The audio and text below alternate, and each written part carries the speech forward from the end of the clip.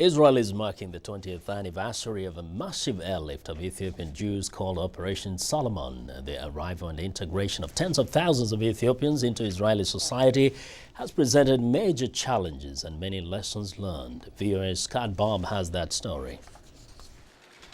Early morning at the Beit Canada Absorption Center in Ashkelon, one of 16 in the country that are new arrivals' first home. Recent immigrants from Ethiopia are studying Hebrew. They are called Falashamura, Ethiopian Jews whose ancestors converted to Christianity but who have chosen to return to Judaism. They have been granted the same right of return to Israel that Jewish law gives all Jews. The Falashamura began coming to Israel several years ago from camps in Gondar, northern Ethiopia. They are the last of more than 80,000 Ethiopian Jews who emigrated in the past 3 decades. Gadi Yamharan came in 1991.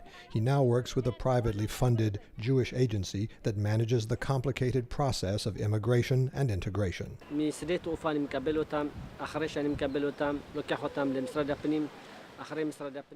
I take them to the Ministry of Interior, to the banks, to the Ministry of Absorption. I accompany them through all the procedures. The young adults learn more quickly than their elders. This group is already speaking Hebrew.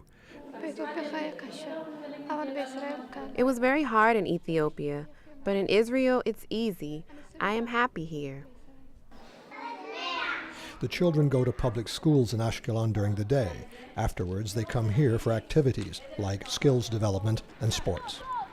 The director of the program, Leah Golan, says the center aims to provide a comfort zone. So it's really a holistic approach, very cultural sensitive, in order to make sure that after 2 years or 1 year or 2 years at the absorption center, moving and becoming part of the Israeli society will be smooth as possible. And it's never smooth. It's always very, very challenging. Yamharan says many immigrants are coming from rural areas in a developing country to the urbanized life of a developed state. When they come, they find it difficult. Whether the language or the culture, even the weather, everything is hard for them. Although there are many success stories in the Ethiopian community, rates of unemployment and poverty remain higher than in the general society. Golan, whose parents emigrated from Romania, says there is also discrimination, though that is changing. Today, I think that there is a much more healthy attitude towards people that are coming from different backgrounds. It's first of all respecting the difference, and then understanding that each of the colors in the mosaic is entitled to get their own color, but at the same time to create one society. Officials plan to wind down this program in a few years after the remaining Ethiopian Jews have arrived.